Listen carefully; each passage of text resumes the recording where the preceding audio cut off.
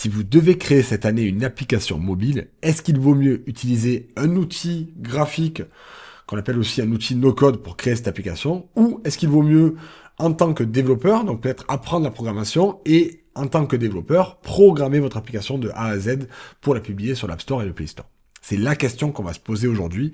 Et pour y répondre, on va prendre 3 types de profils. Soit vous êtes une personne qui n'a jamais programmé et ne souhaite pas apprendre à programmer, mais qui souhaite créer une application. Soit vous êtes une personne qui n'a pas ou très peu programmé, en tout cas vous n'êtes pas un expert, et vous souhaitez créer une application. Soit vous êtes un expert, vous savez déjà créer des applications, vous en avez déjà créé plusieurs, et vous posez la question pour votre prochaine application, si oui ou non, il vaut mieux utiliser un outil no-code, ou est-ce que coder votre application sera mieux? C'est la question qu'on va se poser. Si vous êtes nouveau sur la chaîne, je suis Maxime Brito, je crée des applications mobiles depuis 2008. Ouais, depuis 2008, je crée des applications mobiles. J'en ai créé pour le grand public, j'en ai créé pour les villes, pour les entreprises, pour des pays. J'en ai créé des dizaines depuis 2008. J'aime tellement ça que j'aide maintenant beaucoup de personnes à devenir des créateurs d'applications comme moi. Je continue à créer parce que c'est vraiment un plaisir. Je continue à prendre des projets clients et à créer des applications géniales. Mais j'aide aussi beaucoup de personnes, notamment via Purple Giraffe, c'est peut-être comme ça que vous me connaissez via cette chaîne, où je vous permets de devenir des créateurs d'applications, que ce soit des applications en no-code, dont on va parler aujourd'hui, ou des applications en tant que développeur expérimenté, on va aussi en parler un petit peu aujourd'hui. Ok, maintenant qu'on a fait les présentations, on va attaquer avec le premier profil. Si vous n'êtes pas un développeur, et que votre but c'est de créer une application, vous n'avez pas pour but de devenir un développeur. Vous voulez juste créer une application. Peut-être parce que vous voulez gagner de l'argent. Vous voulez créer une application, vous avez une super idée. Vous voulez la mettre sur l'App Store et le Play Store et gagner de l'argent comme ça. Ok, c'est parfaitement valide. Peut-être parce que vous êtes un entrepreneur et vous avez besoin d'outils au quotidien dans votre travail pour vous faciliter la vie. Et les outils que vous avez trouvés existants sur l'App Store ne vous conviennent pas et vous avez envie de créer votre propre outil personnalisé. C'est parfaitement valide aussi. Je dis ça parce que on n'est pas obligé de vouloir devenir développeur. Souvent, on a envie de créer une application, on a déjà un autre métier qui nous convient très bien, et on ne veut pas forcément apprendre un nouveau métier. Dans ce cas-là, si vous êtes dans ce type de profil-là, il n'y a pas à réfléchir, vous prenez un outil no-code. Ils ont été conçus pour vous, c'est la bonne nouvelle. Ça veut dire que vous allez pouvoir créer l'application que vous avez envie, sans avoir à taper des lignes de code, sans avoir à apprendre la programmation, même si vous allez apprendre, découvrir de nouveaux concepts qui sont liés à la programmation, ce sera beaucoup plus simple pour vous. Et c'est un très bon moyen justement de découvrir ce monde-là. Peut-être que ça vous plaira un jour et que vous allez vous lancer et apprendre, mais c'est pas le but à l'heure actuelle. Là, maintenant, vous êtes dans un stade où vous voulez juste créer une application et ces outils, ils sont faits pour vous. Lesquels vous pouvez prendre? Il y en a plein. Pour les applications mobiles, moi je recommande personnellement Flutterflow. C'est un outil qui permet de créer des applications en utilisant une techno qui s'appelle le Flutter, que beaucoup de développeurs, moi y compris, utilisent. Et ça permet de créer des applications géniales. Et en plus de ça, Flutterflow, il permet d'exporter le code. Et donc si un jour vous voulez confier votre application à un développeur, ou si vous voulez devenir développeur et prendre le relais sur l'outil, ben vous pourrez le faire. Alors, c'est pas une vidéo sponsorisée du tout. L'équipe de Flutterflow n'est pas du tout au courant que je fais cette vidéo. Je recommande cet outil parce que pour moi, c'est l'un des meilleurs à l'heure actuelle pour créer des applications mobiles. Et pas des sites web ou autres. Pour les sites web, il y en a peut-être d'autres, mais pour des applications mobiles, c'est l'un des meilleurs outils à l'heure actuelle. Si vous voulez découvrir Flutterflow, j'ai un cours gratuit que vous pouvez télécharger dès maintenant. Vous avez le lien qui est juste en dessous de la vidéo. Vous allez vous inscrire sur mon site, justement, d'enseignement qui s'appelle Purple Giraffe. Il est entièrement gratuit. Vous l'aurez à vie. Voilà. Vous vous inscrivez au cours. Vous pouvez le voir en ligne directement et tout voir. Ça dure à peu près 1 heure. L'idée, c'est de découvrir l'outil avec une formation en français puisque c'est un outil en anglais. Et je vous explique comment vous en servir. Et si vous voulez aller plus loin, juste en ce moment, c'est temporaire, mais en ce moment, on a 30 jours d'essai gratuit sur Purple Giraffe. Donc si vous vous inscrivez avant la fin du mois de janvier, à la formule accès limité de Purple Giraffe, vous aurez 30 jours d'accès complet à tous les cours. Alors les cours de programmation, ils vous intéressent pas, on vient d'en parler. Par contre, il y a des cours avancés sur Flutterflow et ça va vous faire gagner beaucoup de temps.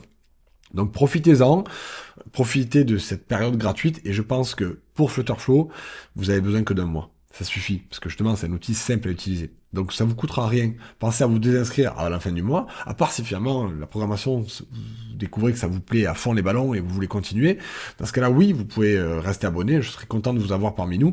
Mais vous n'êtes pas la cible de Purple Giraffe. La cible de Purple Giraffe, ce sont les gens qui veulent apprendre à programmer. Donc, si vous ne voulez pas apprendre à programmer et que vous voulez créer une application, prenez un outil no-code, profitez des ressources gratuites que vous pouvez pour apprendre rapidement à utiliser cet outil et lancez-vous. Vous allez voir, vous allez adorer ça, parce que c'est quand même super sympa. Maintenant, on va parler des deux autres profils. Ceux qui sont en train de devenir des développeurs expérimentés et ceux qui le sont déjà. Donc si vous débutez en programmation, que vous voulez apprendre la programmation, ou que vous programmez déjà depuis un certain temps, et que vous voulez créer une application cette année. Alors là, je serais déjà un petit peu plus nuancé. Je pense que les outils no-code sont très bien à votre stade. Vous pouvez commencer avec ce genre d'outils, mais ça vaudra le coup, tôt ou tard, d'apprendre à programmer. Parce que ce genre d'outils, ils sont très bien. Je l'ai dit, hein, ils sont vraiment ciblés pour créer rapidement des petites applications simples et aller vite et sans avoir à apprendre. Maintenant, ils ont des limites, comme tous les outils. Il n'y a pas de miracle. Dès que vous voudrez faire des choses plus avancées, ou si vous voulez devenir un créateur d'application, en fonction des demandes de vos clients, ce ne sera pas toujours l'outil le plus adapté pour réaliser ces demandes-là. Et donc, dans votre cas, vous pouvez commencer avec ce genre d'outil, parce que comme j'ai dit tout à l'heure, il permet de découvrir beaucoup de notions de programmation. Il permet d'aller assez vite au début. Il y a des modules tout prêts pour interconnecter plusieurs services en ligne pour créer rapidement vos applications. Mais, tôt ou tard, il va falloir que vous appreniez à programmer.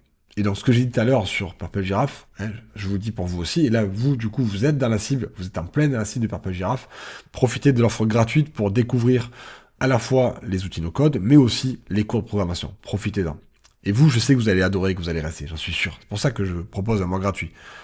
Parce que je suis convaincu que vous allez adorer et que je vais vous rencontrer en coaching, qu'on discutera en direct parce que vous allez adorer ça. Ça fait partie justement de la formule de Purple Giraffe. Ok, donc si vous êtes un développeur qui débute mais qui veut devenir expérimenté, c'est un bon moyen de le devenir, mais vous devrez à un moment ou à un autre apprendre à programmer.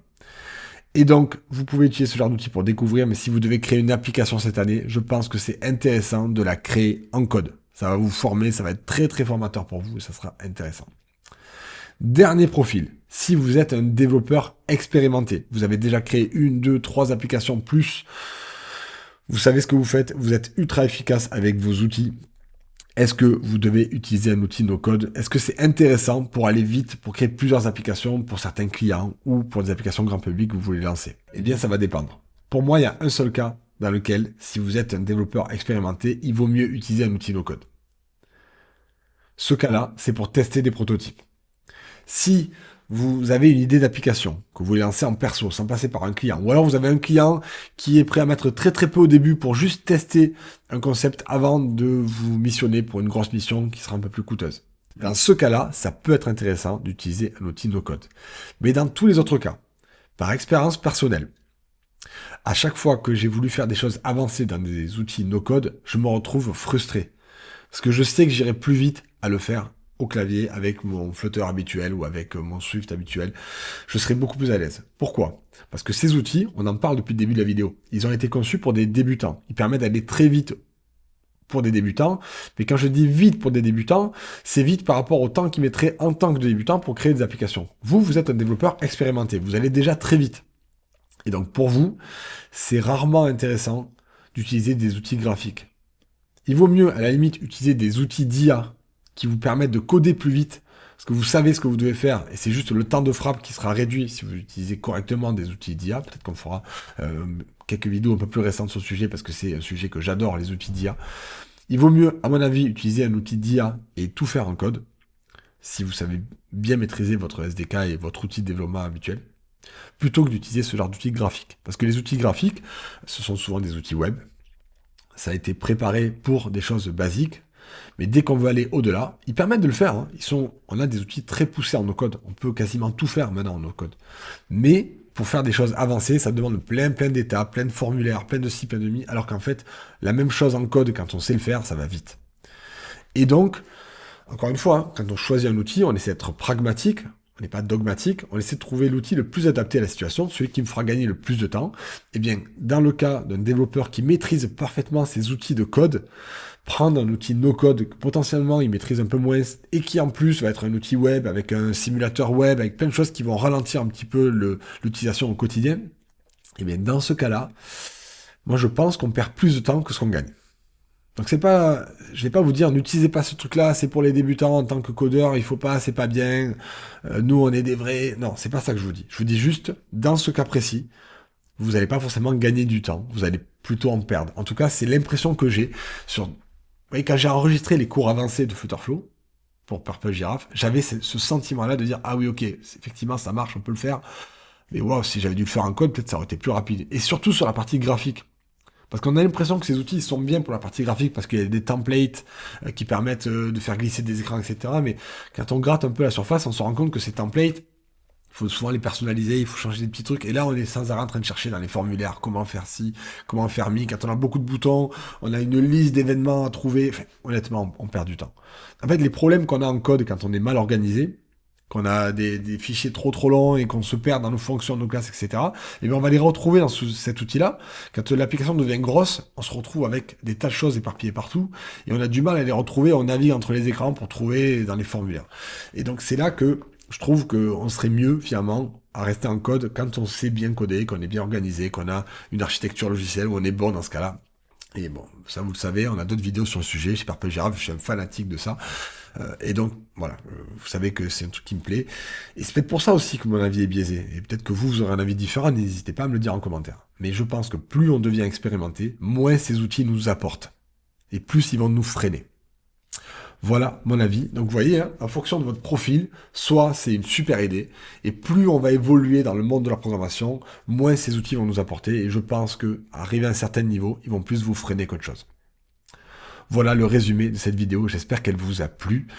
Si c'est le cas, dites-moi-le, vous avez les commentaires en dessous de la vidéo, vous avez le pouce pour me le dire à moi et le dire aussi à YouTube, vous avez l'abonnement pour ne pas rater les prochaines, parce que des vidéos comme ça, il va y en avoir plein, on va kiffer, on va passer une super année ensemble. Et n'oubliez pas, on a la promo sur Purple Giraffe, rejoignez-nous.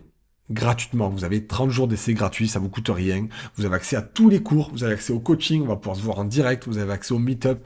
Voilà, tous les services qu'on a chez Purple Giraffe, ils sont dispo dans ce mois gratuit. Ça vous permet de tester à fond et de vous rendre compte à quel point c'est génial. Et j'espère que vous resterez. Peut-être que ça vous plaira pas, ça m'étonnerait. Mais peut-être ça vous plaira pas et vous pourrez annuler et vous aurez rien payé. Vous aurez eu juste un mois de cours d'accès gratuit. Vous aurez plein de nouvelles compétences que vous pourrez utiliser sans avoir payé. Et ça sera mon cadeau de la nouvelle année. Merci à tous, on se revoit très bientôt et surtout, happy coding!